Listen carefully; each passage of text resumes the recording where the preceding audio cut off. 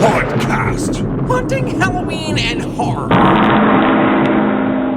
You right. Interviews with haunting gurus. This is part 2 of Baker's conversation with haunter Troy Crivellone of the Scare Hollow Haunt. All right, now we're going to get into the juicy shit. We're getting into the home haunt now. Let's get down and dirty in Scare Hollow. When did you get into haunting? How long you been doing this shit? It's now 19 years, so we started in 2006. We got married in September, and my wife sent me down to the basement in October, and I've never been out since. She leaves you a plate of food at the top of the stairs. She'll leave you a plate of food there and a beer or something on the step. Yeah, and I already had the liquor down there, so I was set there. But people always, say, well, who's responsible for Troy in the haunt industry? Like why are we stuck with this guy? And I always just say, well, my wife. She's amazing. She's a wonderful woman, and it's all her fault. And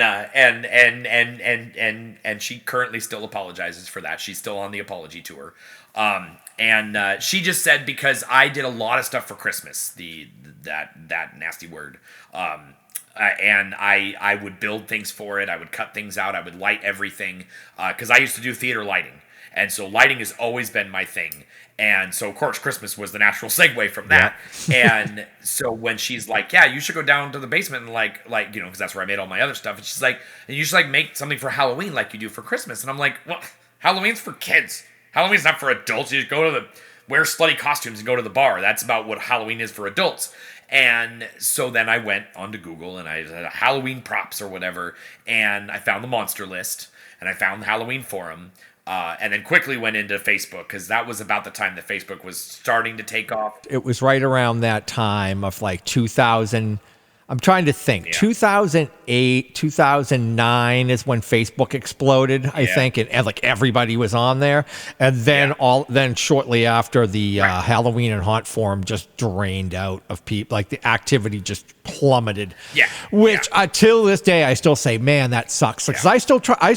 This past year, I was posting, most of the stuff was about Hauntcast. But no, a lot of haunt. I posted how-tos. Right. I posted stuff about my props. So I was contributing. I wasn't just promoting. I was contributing. I was posting stuff. I wasn't spending a lot of time going through and commenting on other people's stuff a lot, but because I only have so much time in the day. Right. But I always wax nostalgic for the years of Halloween and Haunt forum, though you can't bring it back. Unfortunately, it's kind of gone. Right. There's still action over there, but not a lot, and it's sad. There is, but it's the speed. It's the speed of it, because you can't. Facebook and now with TikTok and Instagram and even YouTube, the speed of it is being able to get information right now. And that's one of the biggest things with the Northwest Haunters Association that, when I started that, was that the sentiment I get from that is that it's the single most helpful entity a lot of these people have ever had, because they can post up a question and say, how do I make a tombstone? And within 10 minutes, if not minutes, you've got 7 DIYs. You got a guy that says he's going to come over to your house and help you with it. You've got somebody already dropping off foam to your house, and a coupon from Harbor Freight for a hot knife. And all of that came from me. But whatever. With Haunt Forum and Halloween Forum, you had to wait. Yeah. You had to wait for somebody to see it and find it. Where with Facebook, you just roll through it, and there it is. Yeah, it was sometimes you'd have to wait a day or two, or several hours, but nothing was immediate. It was always a little bit of a delay. I know. I get it. It's those years are over. We got to move. We got to move on.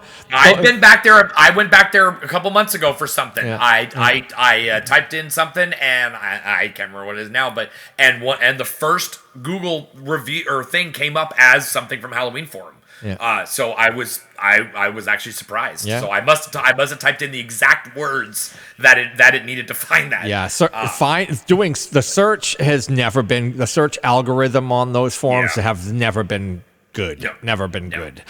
No, it was Yeah, definitely that's the other kind of issue with those. And now they're just owned by like faceless corporations because the people who owned them sold them off, and now they're just owned by a big conglomerate company. And you know, it doesn't. Right. I even like contacted someone on Halloween forums. You know, I went to the contact, or it was asking about buying, like, it was like becoming a premier vendor, sponsor, whatever. And I'm like, I go, you know, but I want banner. I want, like, used to have banners on the website, and they don't anymore. Like, I don't know, you get something next to your name or some nonsense. But I sent somebody an email saying, hey, if I would be interested in spending some money to advertise on here, provided I can get my web banners on the page, on, you know, on the forums. I go, contact me. Let's see if we can work something out. Never heard from a person. Never. Like, you know, I was like, all right, obviously they just don't really care. They're probably just collecting Google ad revenue or something. I don't even know. Oh, probably. You know. All right. So you've been at it quite a while. You got into it when I got back into it, because I'm an old bastard and an old school dude. So, you know, I guess the first thing is, because you had mentioned the Northwest a number of times, were you living out there and then moved to Texas? Yes. Yeah. I'm born and raised in Portland, Oregon. And we bounced around to a couple of houses after I moved out on my own, and you know, and after I met my wife, we had been to four houses. You know, and doing haunts in all four of them. Then, you know, I did decide to move to Texas for a myriad of reasons. But one of the things that we always prided ourselves in when we were especially in Oregon was that we never did the same thing twice.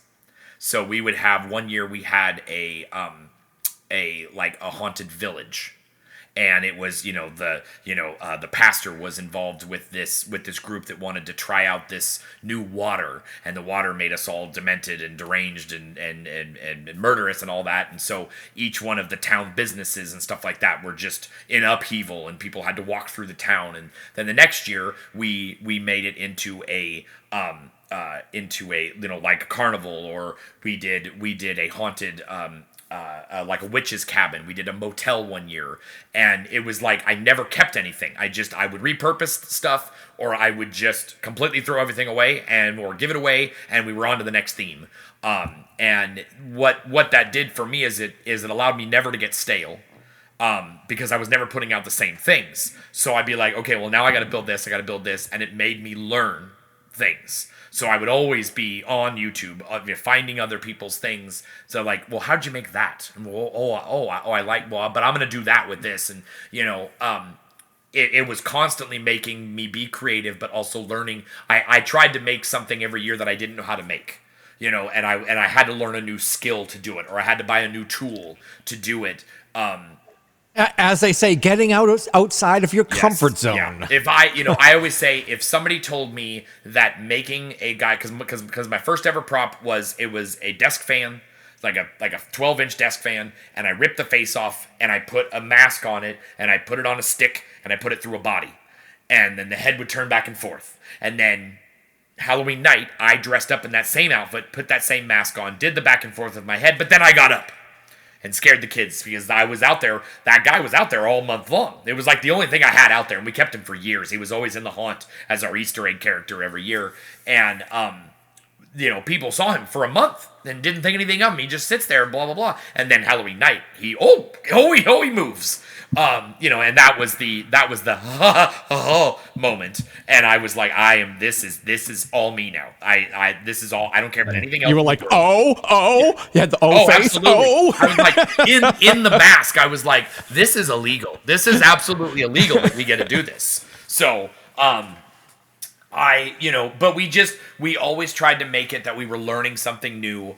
For years we had a group of people doing it where we would say, okay, here's your building. It's a square building.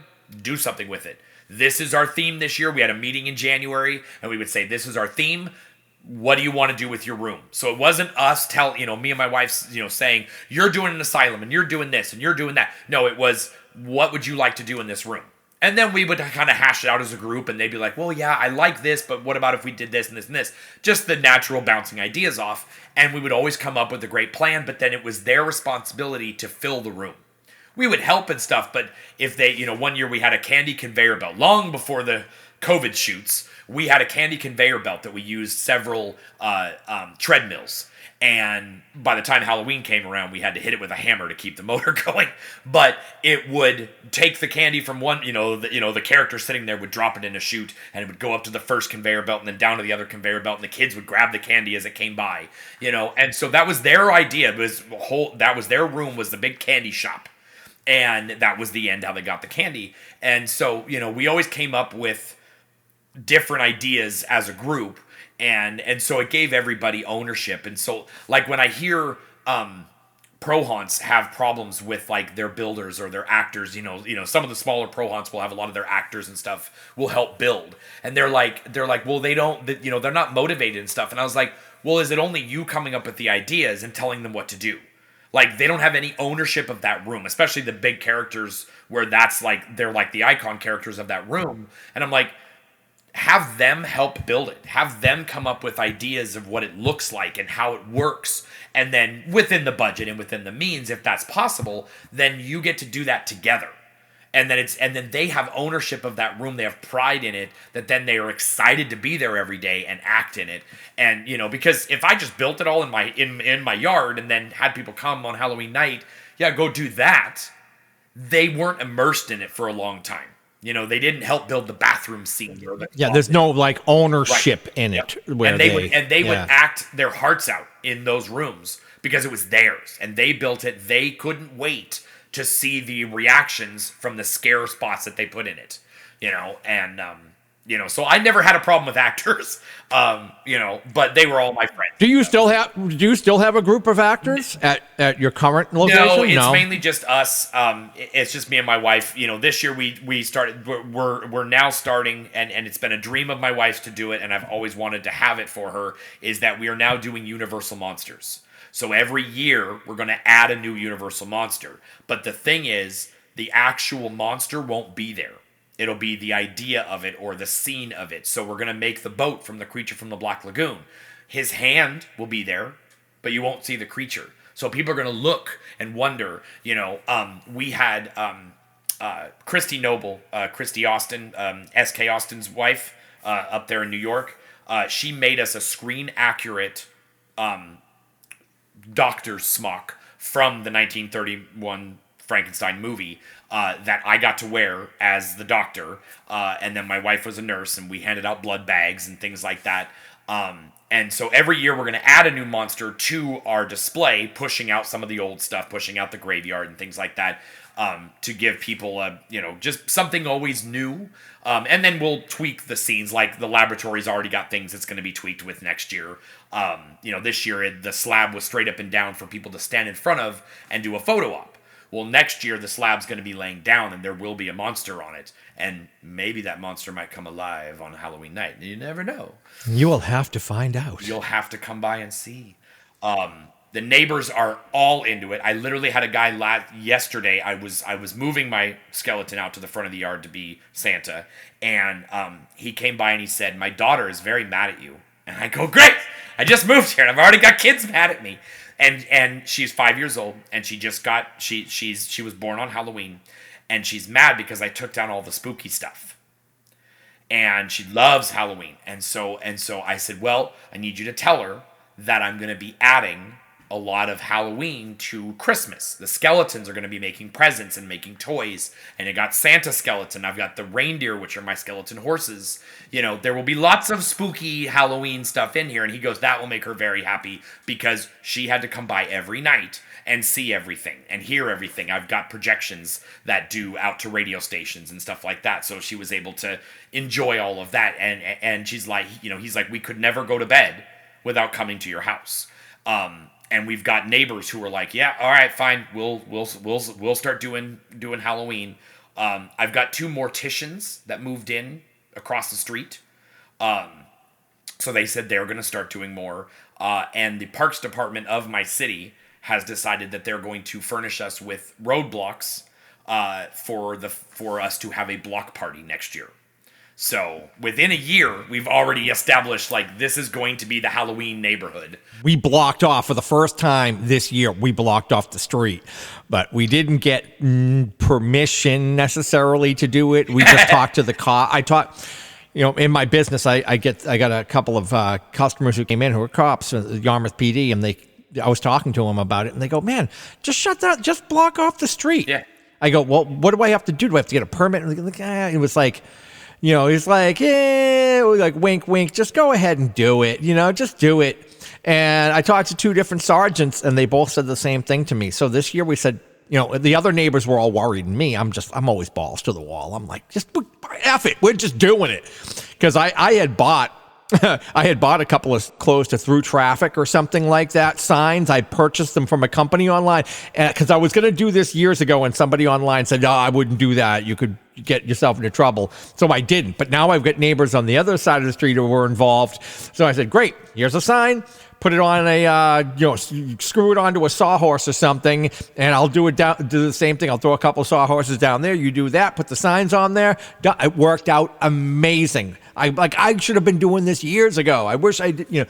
So it's now the staple. Everybody's agreed. Yep, this is what we're doing from now on. We're blocking it off. And the cops came down the street. They did not give a shit. They completely understood what we were doing, and we're happy that we did it because we've got fog going.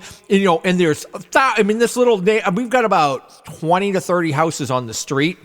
And we've got fog blowing on both ends of the street and thousands of people, over 1,000 people on the street, on this little street. And cars are trying to come down the street. And we're like, what the Plus the headlights, they come and park in front of the house. And then they're blocking off for people to see my entire display. So, we finally blocked it off. And I would say if you can do it, definitely do it.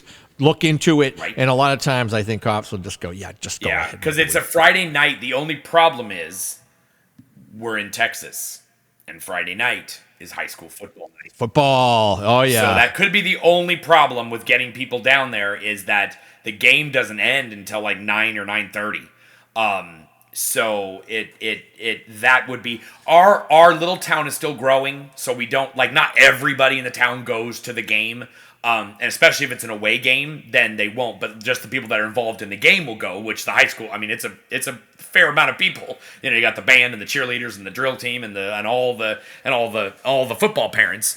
But generally that age group doesn't do as much trick or treating unless they have younger people in the family. But we had well over, it was probably about 150 people come to our house, and the year before that we had about 30 when we first, because we moved here last July, so we were here for 2 Octobers now, and the first year it was like, they got, kids would come because they saw us off the bus stop and stuff like that, but now we have a brand new elementary school that's gone in just past my house, so now the kids are going by that.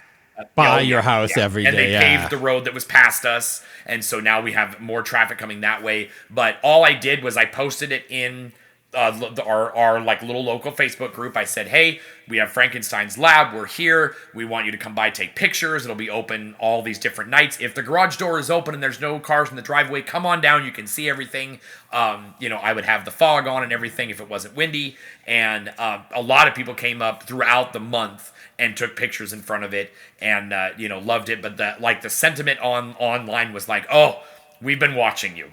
And the same thing, we have to come by your house every night and see it for the kids and blah, blah, blah. And they're like, oh, my kids always talk about it. They ride their bikes by your house and they're always talking about the Halloween house. And so it's this little town loves it and they're all about it. So I think the block party idea. That's great. I think this year we'll start with maybe a little bit of barbecue and a little bit of food, but I think eventually we'll probably have to have a food truck or two come down. And we've got several local food truck businesses that are here that can come down and do some stuff. So. Oh, they would love to pick up the extra night worth of work.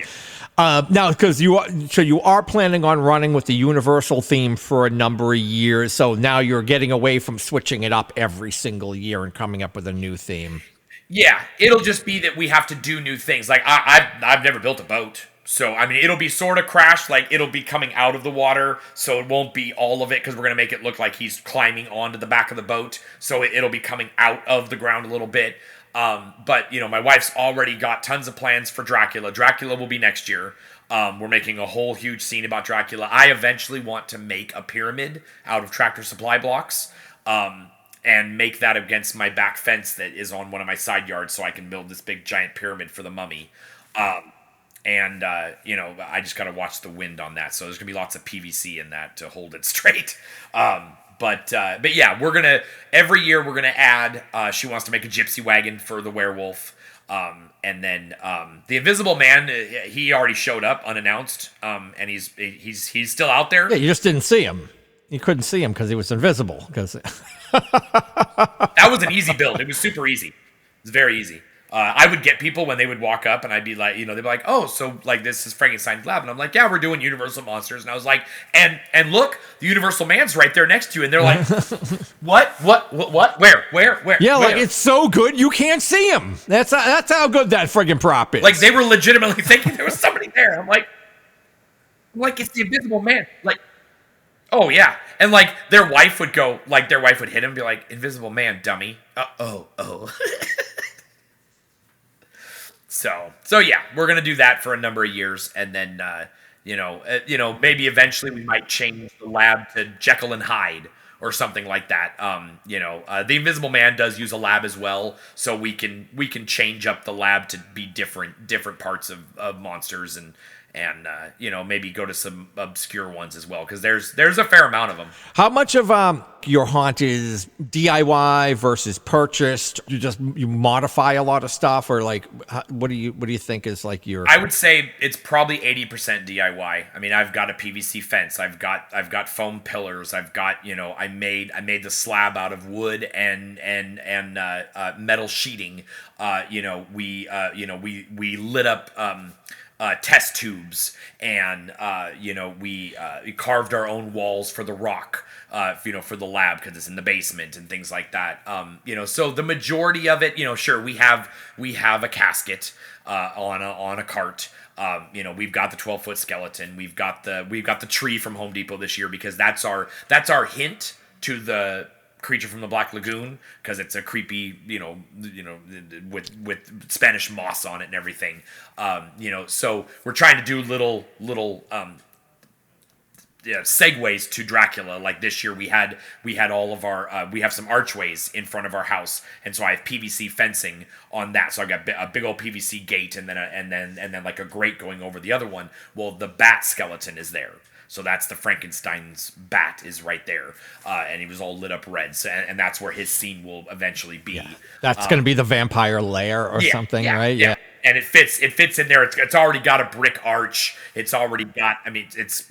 I had a double take on that. I'm looking at that, going, wait a minute, is that a facade that he put onto the house, or is that the actual real house? Because those two archways work really nice with the haunt. I love that, and I love the fact. I mean, it was only made 5 years ago, and they're going back to. It's all over this area with the builders that are out here. There's like 10 different builders out here, and they all do a lot of these really big, grand arches and a lot of flowing brick. It's not just your squares. Nothing square except for like the corners, and even that they use like half rock and half brick. And so there's a lot of contours and shadows and things, and so I'm able to use lighting a lot well on that. And we're like, brick is gonna look awesome for Dracula, so it blends into the thing instead of just gross weird siding, I always tried to hide the house before.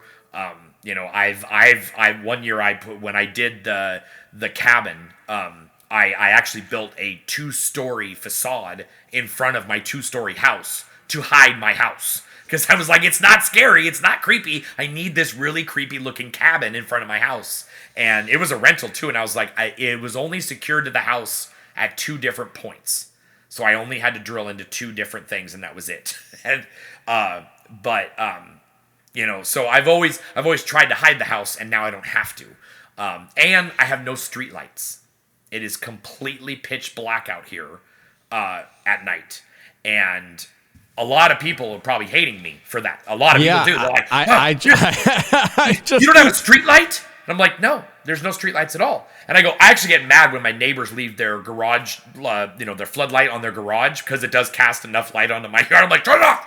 But you would be surprised how that's not advantageous, because now I have to light everything. I didn't light all my, like I have a 3-stack pumpkin inflatable, and I've turned it around so I can project the Atmos FX pumpkin guys onto it, but they're vertical instead of on the ground like a lot of people do.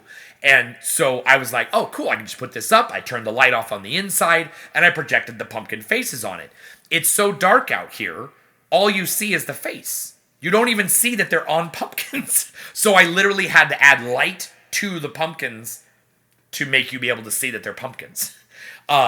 So I didn't realize, like, you can't see my fence at all at night because it's so dark. So like I'm now thinking I might have to add some little accent lighting, some really dim white, warm white lights to kind of cast light onto the cemetery fence, because otherwise it's just there during the day, which it looks great, but at night everything disappears. And I didn't realize how much extra lighting I would have to do because I don't have a street light on the street. Be careful what you wish for, brother. You know, I know, right? They're gonna put one in now.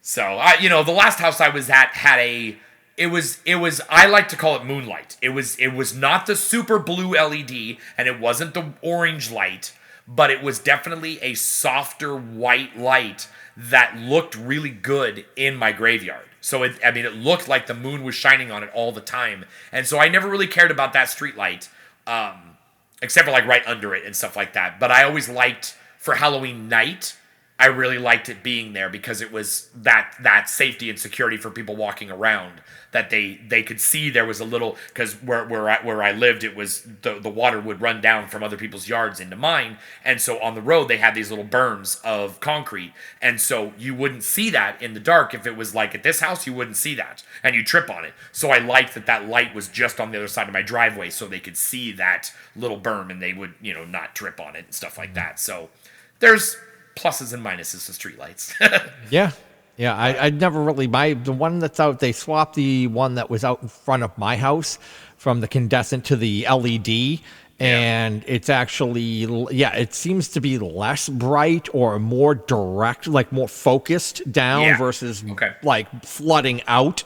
Right. So it's actually doesn't bother me that much at all, and it's right near my tree, my woody tree creature that's in the corner of my yard. Right. It lights the tree really well, but I still have to put a couple of small LEDs that hit it right in the face of the trunk so you can actually see that there's a face there, because the face is kind of disappears a little bit with the shadows, because I have these big eyebrows over this eyes, so it kind of, you can't really see the eyes that well, so I do have to hit it with just one or two little LED on 9-volt batteries, and it hits it in its face, and it's just enough, and I only do that on Halloween night. The rest of the month I don't bother with that. Oh, right. Yeah. Unless when I'm taking pictures of it, then yes, I turn them on. Which you take amazing pictures, by the way. I will definitely give you props on that. Do you know who put me on the path that changed my entire haunt photography? Who? Dave Dan Canyon. Oh yeah. I reached out to Dave, and I'm like, man, I'm loving the pictures that you're taking at night. Those low, I need to change my camera. And he recommended the Sony, it was like the A5000, I think was the first camera. And I still use that a lot for most of my pictures, but it doesn't take 1920 by 1080. That was on those pictures. It's like 1440 by 1080 or something. So it's a little bit cropped. Yeah. But I have it so dialed in on that camera that I bought another, like an A6400 or something, and I can't seem to dial in and get it just like I did on so I use that camera, the newer camera, for all my video, because it takes amazing videos without having to worry about that. Just set the ISO and it's pretty much it. Right. On the other camera, you have to have the right kind of lens. You got to get it down to like an f2 lens or f.2 lens. I'm still not great at all the photographer jargon, but I know how to dial it in, like the aperture, the whatever, the f-stop. But I know how to dial it in and get it to where I need it. And it took a little practice over the years. And the lighting's a big part of it. Make sure that the yard's lit right. Yep. And then, you have to have a prime lens that's like a f.2 stop or whatever.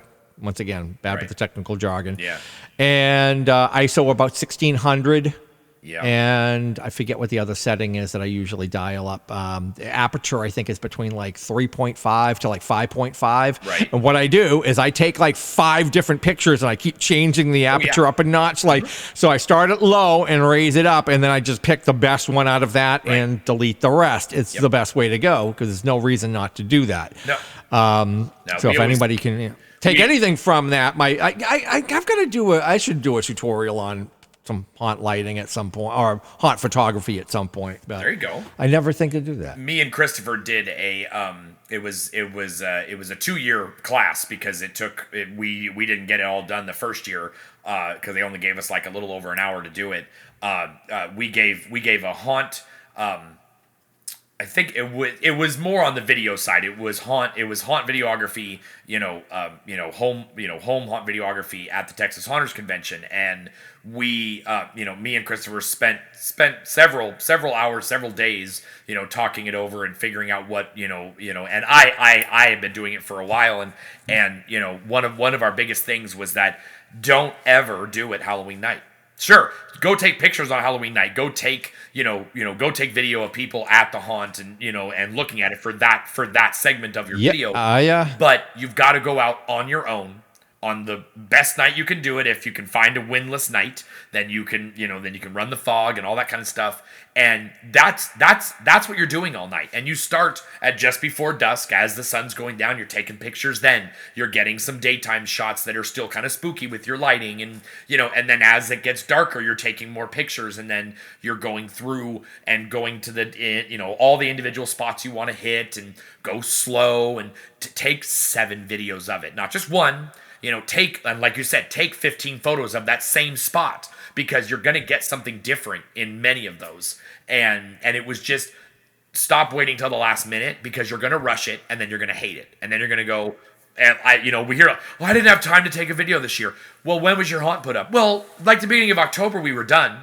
What'd you do the whole rest of the time? Well, okay, then set a night. Say this Friday night, this Wednesday night. Look ahead at the weather for that week and say, oh, Wednesday night, it looks like it's not going to have any wind, and it's going to be nice out. There's going to be stars out, whatever. Or it's going to be kind of cloudy out, so we can get some cloud pictures in the background.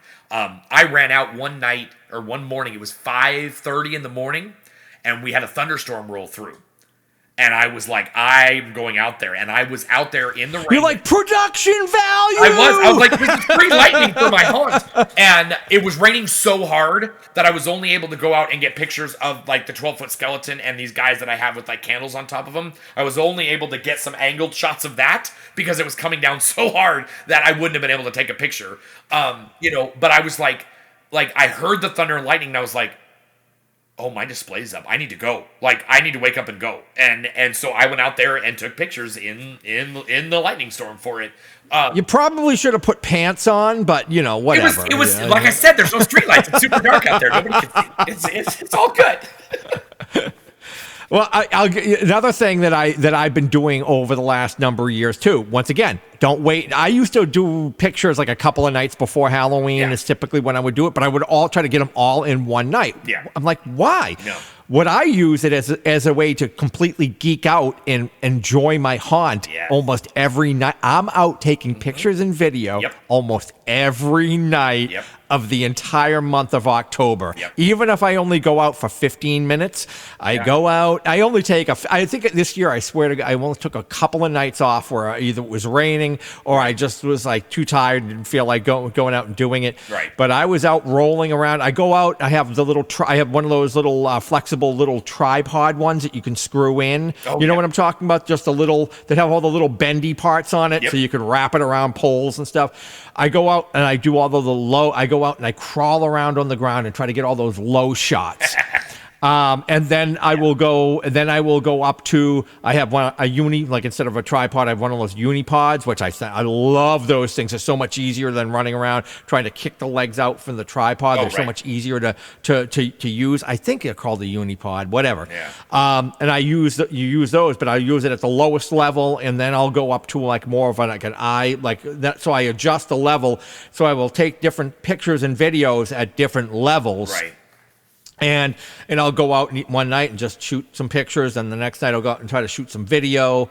But there's certain videos I can't take because if I don't have the eye in the window, I can't take pictures that will have the black my black, main bay window in the house. I've got to have the eye in there. So I try to avoid taking pictures where that's in the background and try to go around. Right.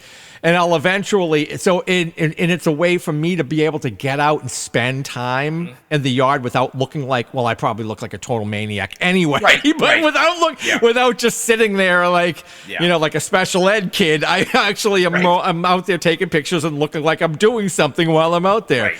Yeah. One other tip for people I could throw out to people is it's all about how you layer. You've got to look at what's not the pic, well, not what the prop that you're trying to focus on, but what's behind it. You've got to frame it out so you can see, I can see the spider on the house. I can see the skeleton over here. So you just got to like move a little to the left, a little down, a little, so you can get as much in that frame and it's layered where you can see this is the prop I'm focusing in on, like the maggot, and then I can see the tombstone over here, the skeleton over here. I can get a full view of the spider in the back. It's not being cut off.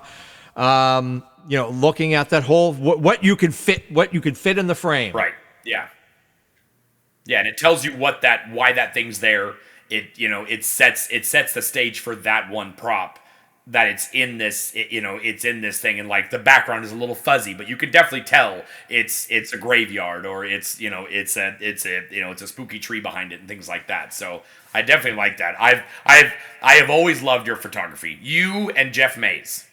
You and Jeff have. I gotta go check out Jeff Mays' stuff then, because so that's the thing is I just it was trial and error, but most I'm just getting the camera, the right lens, and just having Dave just say 1600 ISO, and I forget what other details that he gave me. He told me the camera, I bought the lens, I bought the camera, and I got a good deal. It was like, because it was already like a couple of years old, and they already had a couple of other generations of cameras that were out in that Alpha series of Sony's, and then the rest of it was trial and error, and just taking 10 pictures or something and deleting saving the best and deleting the rest. Oh yeah. So that's another good way of doing it. I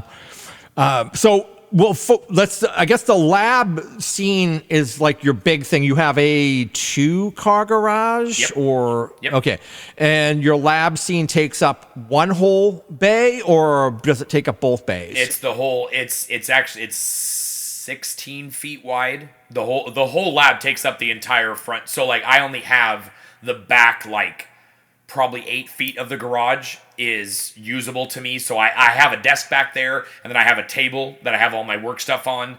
And then I have my attic access back there and stuff like that, and then the door into the house.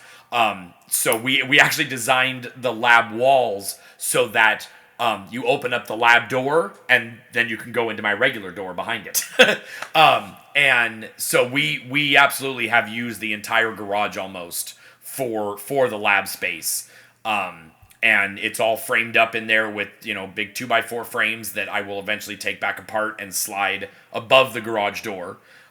So it'll all be stored right up there above the garage, so then I can just pull it right back down when I need to. But that's why I'm making it into Santa's workshop now, is because now I don't have to take it down for 3 months. Yeah. But yeah, we had a blast. My wife hand carved all of the she used a Dremel for the majority of the grout lines on there, and then she hand sanded them. She drew them all, and they match. Like the rocks match together. So we have individual panels where they're numbered and stuff like that. Yeah. And I was like, I don't want to put a bunch of screws and washers on there, and I don't want to glue the foam to the wood because I want to be able to take it all apart and store it really, flat and all that. And so I was like, I was trying to figure out how to get the walls to attach to the wood without really anything showing on the outside. And I was like, I'll use Velcro. So each panel has Velcro on the back, and then the wood has the other side of the Velcro, and so we can literally just pull the panels off. But then I found some old wood from a fence that I was using to make coffins out of, and I found I had the 2x4s from it, and I was like, I wonder what it would look like, because we had nothing for the seams yet. Seams were going to come next year, and we were actually going to make beams out of the pink foam and make them 3D and like pop out from each one of the panel seams. And I just literally went along and put up the 2x4s. They were super old. I mean, probably at least 20, 30-year-old fence wood. And so they were all gray and brown and whatever. And I screwed them up into the seams, and it looks amazing. And I had my friend Kenneth up there in Edmonton. Every time I would post pictures of it, he would send me hate messages, because he's like, we have to physically make our wood old, and you're just going in your backyard and putting up old ass wood. And I'm like, well, we have fences that blow down all the time here, so we always have fence wood, and it's always old because it gets bleached really quickly in the sun. And you'd have to go out every year and stain fences here, because the weather just beats it down. So they're always weathered by the time they fall down. And so we have tons of old wood, and he just hates that he has to physically paint his to look old, or use the steel wool in the water trick that the Hollywood Haunters came up with. To paint that on. I used to have gray stain. I used to have, in that Minwax stuff, I used to buy the gray, because I was like, I need to make this wood look old. So I feel his pain, but now I have good old wood to do that with. But it just literally having the walls up and then putting those wood beams in the middle, just like, it completely transformed the lab into like looking exactly how we wanted it to look. Yeah, it looks fantastic. I mean, where did you get those bubble tubes? So those were all from Spirit. Oh, those are Spirit? Oh, I guess they're Spirit Halloween bubble tubes. Wow, I guess I don't even pay attention to Spirit each year. One, because it's kind of mass produced, but those things, those things look incredible. I love. How much are the big ones? They were $25 each. Dude, that is ridiculous. Unfortunately, I don't have any lab scene to do, so I can't utilize them, but they look fantastic. Well, and we got them in I think it was 2022 when they did that theme. They did this whole bubble and industrial theme. We got the big metal piping that went around things and as well. But they I had a store in Oregon where they the smaller stores still got the whole setup, but they didn't have room for it. So they sent it to another store that had a huge storeroom in the back. And she's like, well, I technically have to send it back to them because they're supposed to try to put some of it up. But she's like, if you're willing to buy all of it, then we can just keep it here and you can come back and buy it. She goes, I have to go through corporate to make sure that it's okay that I don't send it back to them, because they didn't have authorization to send it to them in the first place. Yeah. So they're like, they kind of did that on their own. They rented a U-Haul truck and did it on their own. And she's like, so I kind of have to get them in trouble first. But she's like, they won't make me send it to them, so you can have it. Just, so she called me like 2 weeks before Halloween, and she goes, do you want to just come start getting the stuff now? And I was like, well, I kind of wanted to wait for it to go on half price after Halloween, but yes. So I went there and I literally loaded all of it up, and I think it was $300 in the end for everything that I got, and that was all of the bubble tubes, the 2 spinning disc projectors, which they don't sell anymore, a bunch of these they had like these like the touch tubes where you touch it and the electricity would go to your finger. We got like 12 of those. We got so many pieces to that lab scene. And of course, all of it goes to charity, so that was cool too. But I was told that the plexiglass tubes, and they're pretty thick, that are on those are generally $200 to $300 alone, and that doesn't include the plexiglass base, the motor, the lights. And I changed. They had lights in them. It was just a single light. They were red or blue, and so I went out and got the RGB ones and stuck them underneath there, and now I got a remote and I can change the colors. I can make them cycle through. Like right now they're in front of my house, and they're in different spots along the front, and they're red and orange for autumn, and then I'm going to change them to red and green for Christmas. So they'll be out there for quite a while, but we literally kept them until we moved. And I was like, I'm absolutely taking these in the truck. We are not getting rid of these. These are absolutely. We have been planning to do a lab for years. Once we saw those tubes, we're like, now we can start doing the lab because we have these. And so our moving truck had a full 8 feet of it was just Halloween, because I said I'm not going to rebuild that fence, and I have to take all these tubes. Oh yeah, I mean I'm planning. Loosely, maybe 5, 6, I don't know, somewhere in the near future, I will be moving. Like I do plan on moving. I haven't found the exact place yet, so there is that. So when I do find it, that's when I might. But my business is going great. I don't want to screw things up right now. I'm not ready right now, but I will be. Yeah. I'm gonna have like a truck full of stuff. If I take all this stuff with me, maybe it would be a time for Well, I'm kind of gradually. I have not changed the theme. Well, I am now starting to change the theme, like to evolve the theme. Right. Because I don't want to change it out completely. I've been adding to it, and it's starting to evolve. Right. But I've got such big pieces, and I'm like, yeah, man, I'm gonna have a freaking truck full when I move. I'm gonna have a moving truck for the haunt, and then a moving truck for the rest of my. I'll probably have less of my own personal shit than I will of all the haunt stuff. Yep. But yeah, so it's crazy. Oh, there was another thing I came across that I've never dabbled in this. I've heard people talk about the L lights, and I noticed that you had a couple up there that were like flickering, and I'm like, oh, that's kind of a cool effect. How did you get them to do the flickering effect? You know what I'm talking about? Which lights? Those they're almost like a thin like rope lighting. I think you were called. They're L lights, or they're called L lights. I can't even. I thought that's what I wrote down. I thought that's what you said. Oh, you mean like the ones that are on the eaves and stuff? Yeah. No, those are the Govee lights. The Govee lights. Yeah, Govee. There's also Twinkly has some out now, and there's off-brand ones. Jellyfish is another one, but Govee's the most DIY. And yeah, they're just stuck up in my eaves, and they were put up for Christmas because I didn't want to go up there and put up those, and that was the whole because again of that brick look and the rock look with the shadowing and stuff like that. It looks really cool to have those lights up there like that to come down, and Christmas lights just don't do it. And so I was like, I need these really bright LEDs that I can change, and full well knowing that I was going to change it for every holiday, and it's different. It's different just whenever I feel like putting them up. I can change them to whatever I want. Right now they're breathing red and orange, and I had them. Before I had the full haunt setup, it was a purple and green, and it would kind of move along the roof sections.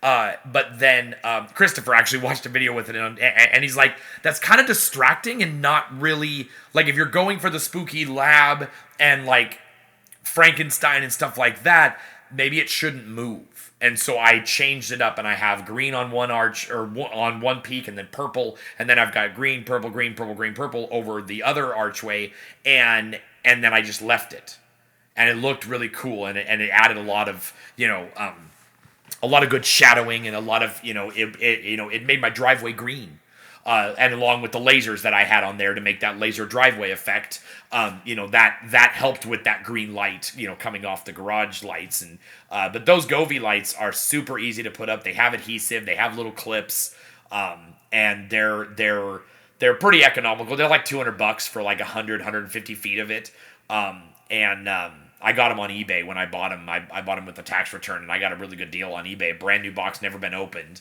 and it took me a couple hours to put them up. But even in this heat, they stayed up. None of them have come down with the adhesive. As long as I had some rubbing alcohol, and I had some pads, and I would clean the area, and then stick them, let it dry for a minute and stick them up there. And they haven't moved since, but they're very cool looking. And they just you can see them from down the road, so people know my house because of those lights now too. And I'm in one of the groups for those things, and somebody asked the other day, they said, will this be like the lighting of the future? And I'm like, I firmly believe that these newer houses that are going to come in, they already have that uplighting, and some of them have the corner, spotlights that'll come out of the eaves and stuff like that. And I think these are definitely going to be something that's going to at least be an add-on that you if you do a new build. But I think these are going to be the thing that will start coming with houses, like porch lights, so that people can easily decorate and not have to go up there, and get up on a ladder and do all that. And it still looks cool. But yeah, I absolutely love them. Now you did a the laser swamp effect out in your driveway. What, like half the driveway, sort of, or is it the whole? Well, I found out I couldn't do the whole driveway because it's not level. Because here in Texas we have clay soil and it moves. And even though they laid it down level, it's not level anymore. And so the lasers would mostly hit, because you don't want it. You want it to just touch like the bottom of your foot. So you want it about not even an inch off the ground. And so I built these little containers for the lasers to sit. My friend Roland Pickens gave me the lasers, and I had seen the video of the guy who does he's in Colorado, I think, and he has it on his driveway, and he's got the bubbler, the fog bubbler, and they hit the lasers and they poof, and they it's all green, and it looks like potion bubbles all over the ground, and the kids are walking on it and they can see their footprints. Yeah. And that's stuff cool. like that. And it was a huge Okay, hit. so you have it. So you have it just an inch above the ground level. Yeah. Oh, okay.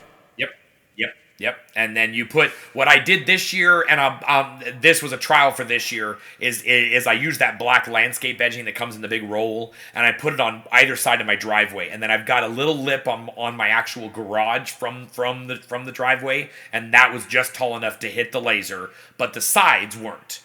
And so I literally just stuck it to the side of the driveway and into the dirt, and it did okay.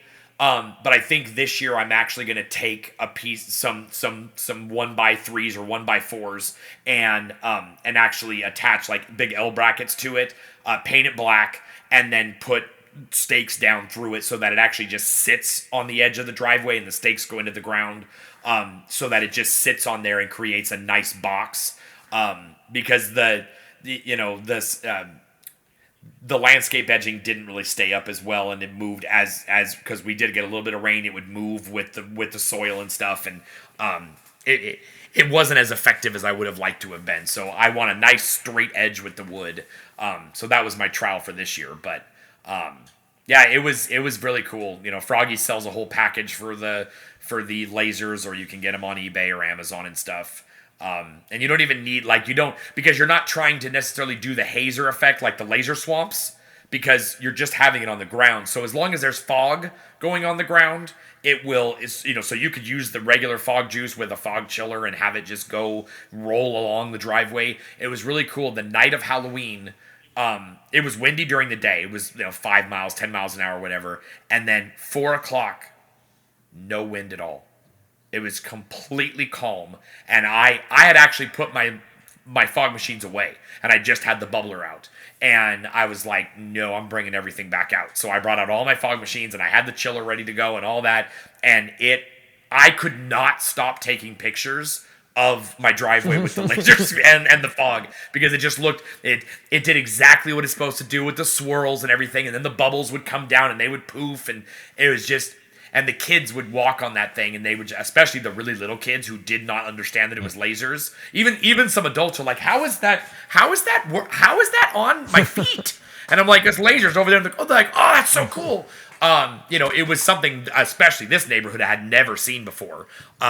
So it was, I saw the guy on TikTok do it, and I was like, I've got to do that. I've been talking about doing it for years. I tried to do it a number of years ago, and it was like a last minute debacle, and I just scrapped it. I'm like, nope. And then I never revisited it again. This year, I've been talking about it. I think I've had a bunch of interviews where I said, I need to do this. I need to bring this back. So this year, I definitely think I have to do this. I have to, because I'm looking to do a new facade so I need to build a nice facade in my driveway because that's where I always hang out, and I lure them in, and a couple of pneumatics go off and an air cannon and all. I scare them. I try to get a good startle and reaction. So I'm like, you know what? This year I think I need to ditch the PVC pipe. Quick buckets and just kind of build a nice facade. 8 4x8 sections. Measure it all out. Plan it all out. Do that. And get a laser swamp out in that section of the driveway, and now I think you've motivated me, man. You've got. Yeah, I'm doing it. That's it. I'm doing it. It's so cool.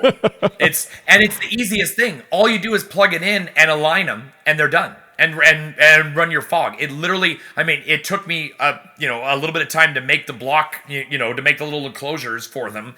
The guy that on TikTok, he uses, he literally just sets them on the ground and then he puts pumpkins over them that he's carved out the mouth so that the laser goes through it. So that people don't kick it or whatever. Mine are literally I just made U-shaped 2x4 blocks and I put it underneath there so that the rain can't really get it that much. But it holds it upside down, so the laser is, so then I can tweak the laser and it's just on the ground instead of having the stand on the ground. It's actually up in the air. And so that was, that came from my lighting experience of having theater lights were always hanging, and pointing down. And so I was like, that's what I need to do with the lasers too. And it allowed me to control the leveling of it.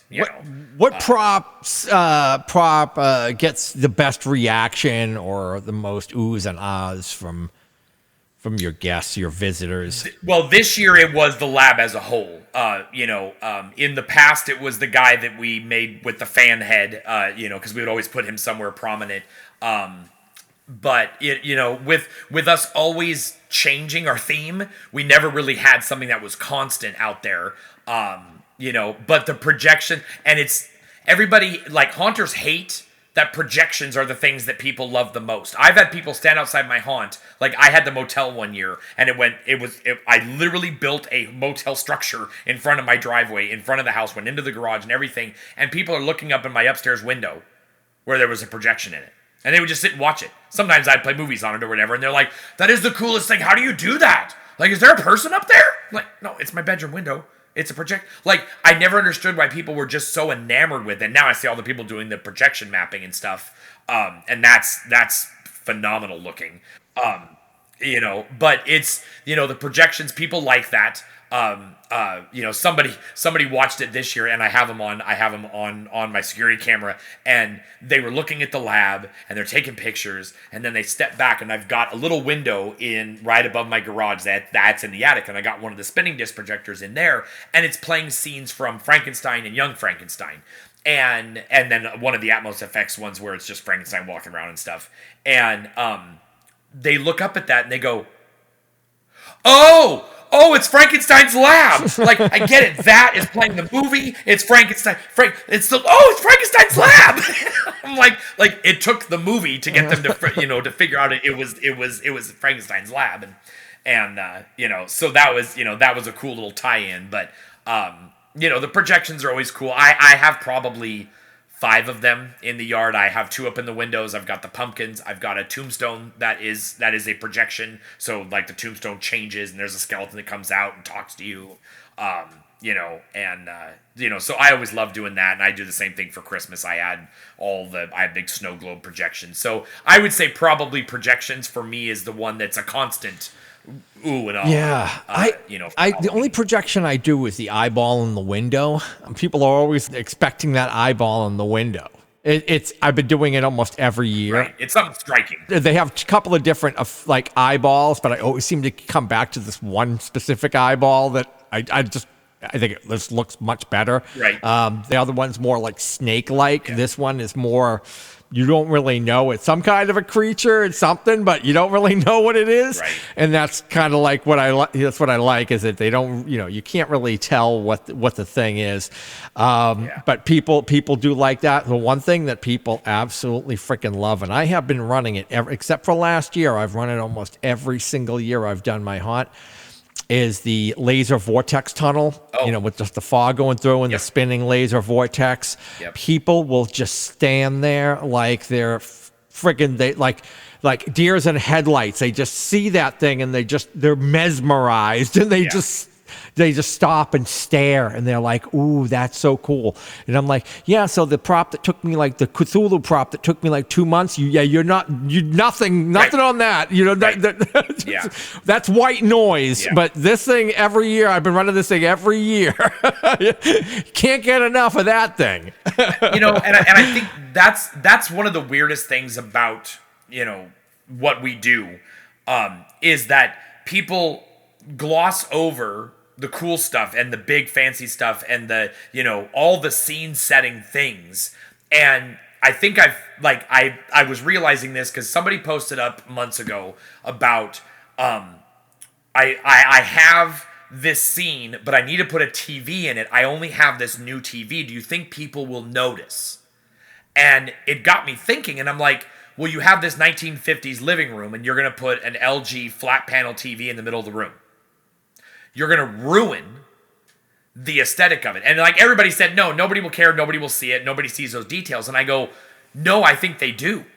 I think what it, especially in walkthroughs, is your mind tells you, I'm in a 50s living room because of all the details you put in. You don't notice the details, but your brain does. Your brain sees it before you even see it. And it says, this is a 50s. There's yellows. There's oranges. There's plastic on the couch. There's knickknacks on this thing. There's nesting dolls. There's a spoon. You know, there's a spoon collection on the wall. There's all these old things. There's dolls, whatever. And then, but if you put a brand new TV in there, or you put a PlayStation or something in there, you know, you have a chair that's out of theme, your brain stops and breaks and goes, oh, I'm not in this. Like it takes them out of right. you're trying to bring them into that world that will take them right back out of that world. It will break it breaks that willing suspension of disbelief. Right. It's jarring, and you can't And I think that's what your Cthulhu does, is they know it's there, they see it, their brain sees it, it sets them in the theme you're portraying, this space you want them to be in, and they're able to then see the vortex, to see the eye, because they're already immersed in the rest of your haunt because of what you've put.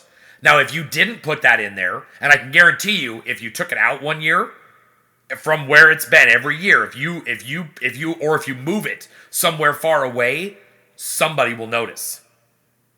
Somebody who's come to your haunt every year will notice that's not there, because their brain realizes it and remembers it every year that, oh, that's there. I can now look at everything else and I can experience it. I can immerse because that thing is there. Yeah, they'll be like focused on trying to find, where is that thing? Where that eye's there? Where is it? Is it in another window? What?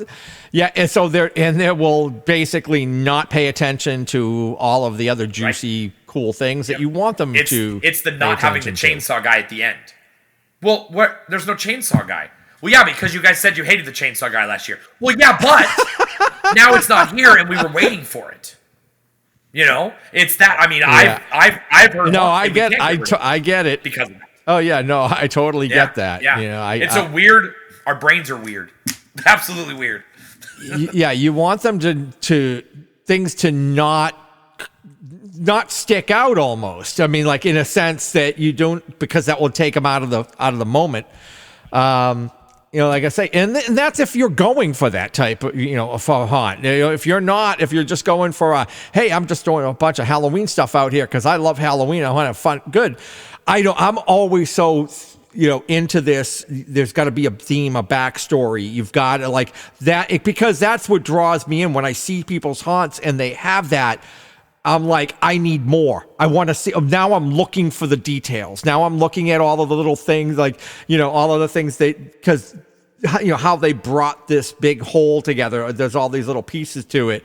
So I'm starting to look at all the details after I might watch through it once and be like, wow, that's awesome. Go back and rewatch. And now I'm looking for all the little things, you know, like how come this worked so well?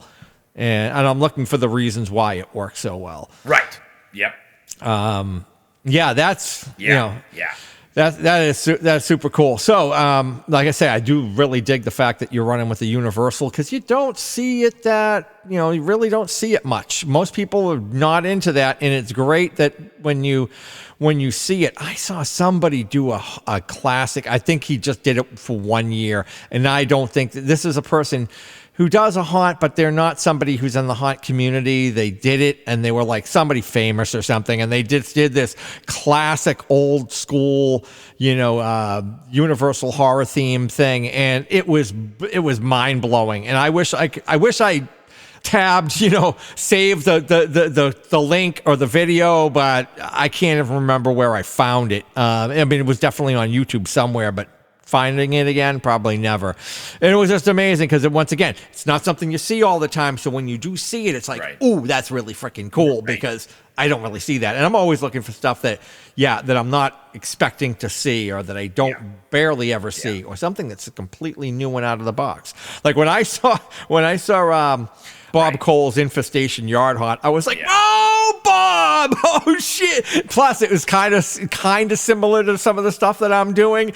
So when I saw that, I'm like, dude, I love that. It is so freaking out of the box. It's so unique. I absolutely freaking love it. Guy's so talented. I need to get my foam carving skills up a notch. I've got to talk to him.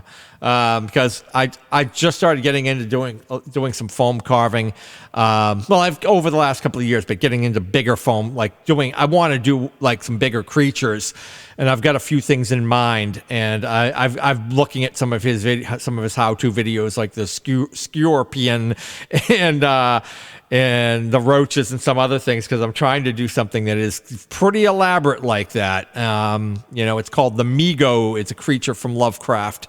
And it's this Migo creature, which is kind of like a crustacean-y type creature, 6 to 8 legs maybe. So it's kind of complicated to do. So anyway, I got to go back and watch see some. He's not prolific as far as posting how-tos, but I think lots of stuff is on his YouTube page. So anyway, let's see. So. Out of all your stuff, what's your favorite prop or effect or whatever that that just you personally just really love? I would probably just have to say lighting. Like it's whatever I'm doing, it's the part that I enjoy the most. After everything's up, I'm building stuff with the thought of how I'm lighting it to go with it. I can't stop buying RGB floodlights. I have so many LEDs. I have so many controllers, and I've got apps that run a lot of my stuff now. I love the automation part of Halloween and the interactivity. A couple years ago, I had the 12-foot witch. Well, her thing was too far away, and it wasn't being activated by anybody. So I made a button, and I put it on the front fence so kids could push the button and then make her talk. And it was biggest hit that year. Everybody, it ended up breaking because so many kids were were pressing it, and it was in Oregon, so it got rained on.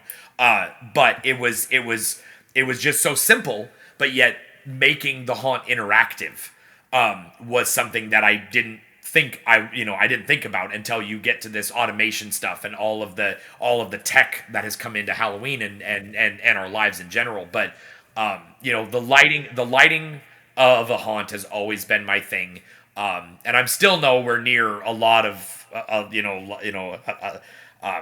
Goth Gloom and Steve Reeves over there, and you and Jeff Mays and stuff like that, who have been doing this haunt lighting stuff for so long. And it's I'm not the type that does the RGB flooding everywhere, and have like a lot of the guys in Chicago. They will do. Their haunt has all 8 different colors in it, and they've got all these floodlights doing different colors all over the place, and it's a very striking thing, and it's very cool. I've always gone for the more setting, like it's a graveyard. So if you go to a graveyard right now, unless you're in the South, they're not lit. The South has a lot of solar lights and a lot of candle lights and stuff like that people will put in them. So there's a little bit of light there, but most cemeteries are dark, and so when I put lights in my cemetery, it's always muted. It's warm whites, and it's only one light on the tombstone. Similar, the Davises do that on theirs. And it's I've never been the type to really blow up the lights and make them super bright and have a lot of different colors. So when I did the lab this year, I was like, no, this needs to have a lot of color. It needs to be striking, even though it's a black and white movie. you know, you envision stuff in that space as being lots of color and light, you know, because there's a lot of electricity in that room and, you know, all that kind of stuff. You know, you just kind of envision a lab like that being colorful and having a lot of, you know. Oh yeah, because like with the bubble tubes, it's so striking and it just fits that scene so perfectly. You just look at that and go like, "That's a friggin' lab, man. That is Frankenstein's lab." Yeah. So lighting has always been, and that's with the Universal Monster stuff. It'll be, you know, trying to light all that stuff. How am I going to light this pyramid to make it not look like I'm lighting the pyramid, but that the pyramid is just there and you can see it? And, you know, I don't, you know, I work a lot with the shadows and things like that of trying to make it not look like there's a light on the ground pointing up. You know, and, you know, I don't mow my yard so that I can hide the lights in there. They get the shadows of the grass in the, you know, in front of the tombstones and things like that. You know, to try to disguise that it's a light in the yard. You know, the week before Labor Day weekend, I stopped mowing and I just let it grow in because I just want to have it. You know, it's supposed to be a swampy kind of area. I want it to be a little bit overgrown. Perfectly hides the cords. Can hide the LED lights to a point, depending on if you're using the smaller ones or not. Right.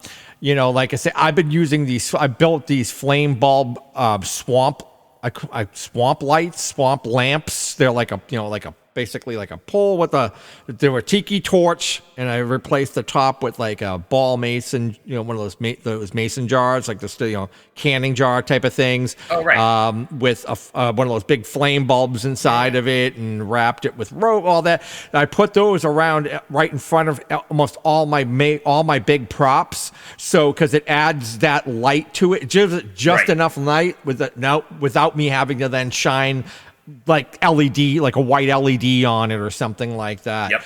But yeah, you get to be creative. I did the blue floodlights on my cemetery for years, and I look back on it now and I cringe. Yep. I'm like, I'm like, I don't know why I thought that was a good look. And you know, sometimes people like to use all these different colors. I'm not a big fan of that. Whatever works for you, of course. But I do for the cemetery. It's all just warm white, small LED lights. Just the 5 millimeter LED lights, and that's all you need. It's just it hits it with enough light, and it helps add. You know, if you have tea staining details on there, it's going to help bring that out. Mm-hmm. You know, it's not going to hide it. When you hit it with the blues, everything got washed out. Everything got washed out, and I'm like, you couldn't see any of the details. You tried to simulate the moonlight, and exactly. I did it too. Yeah.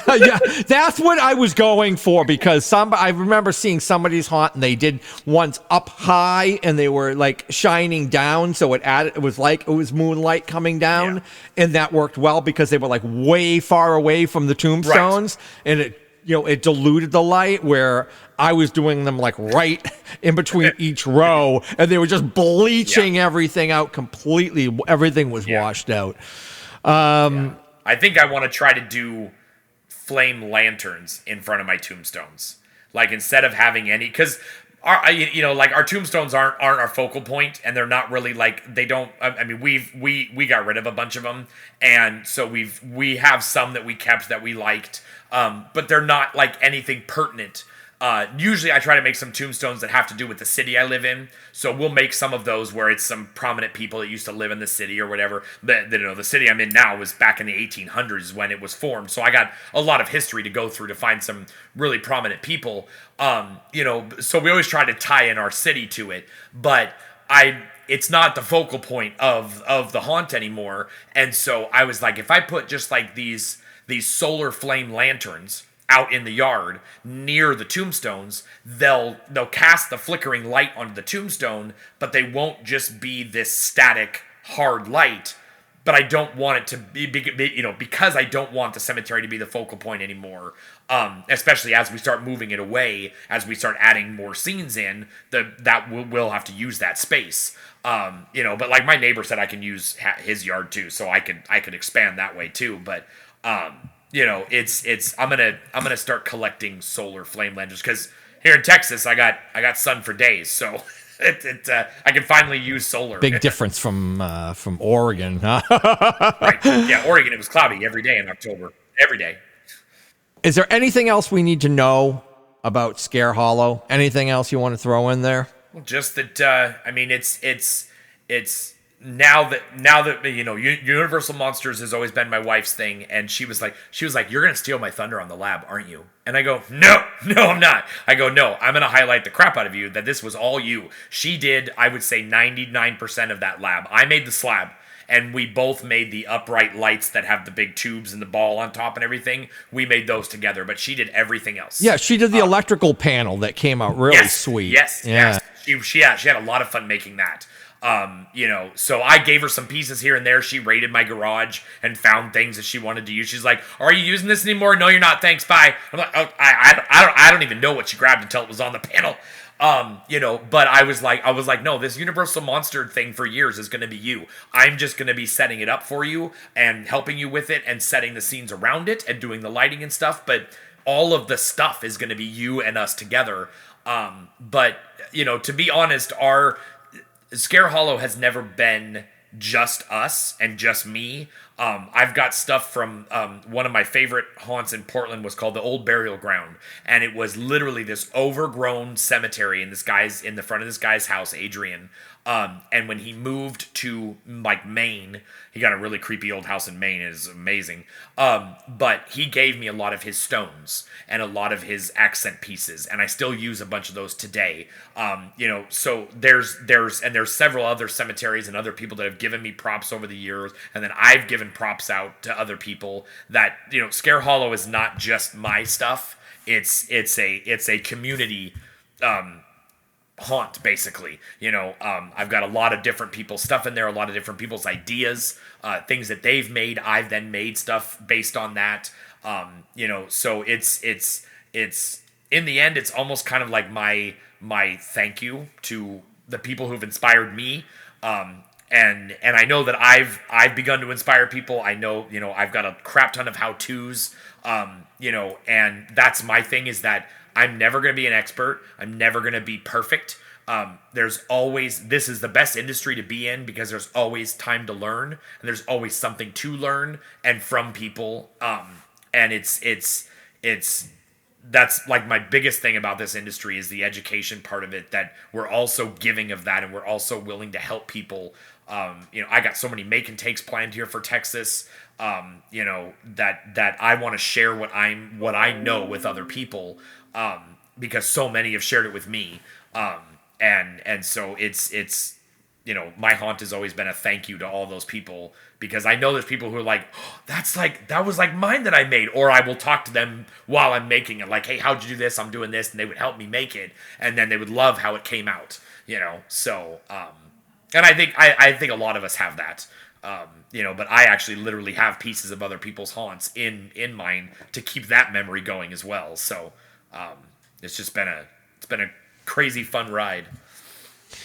All right, where can people stalk you on the interwebs?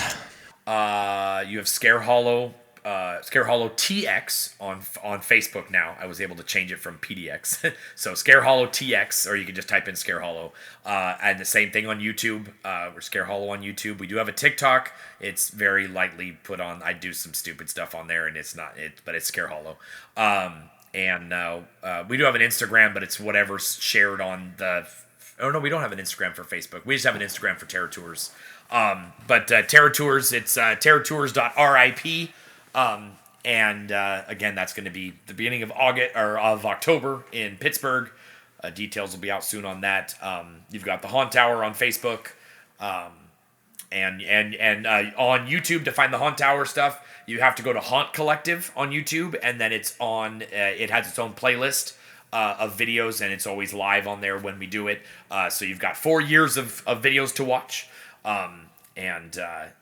You're still doing some vlogs. You're still doing how-tos, Yep, and yep. you're I've still got- posting I've probably other got random nonsense, right? Six vlogs that are ready to start going that I'm editing as I go. I did a lot of vlogging this October and September, getting all this stuff set up, and I don't think I did any how-tos in the last couple of months, but I know I did some in the off season.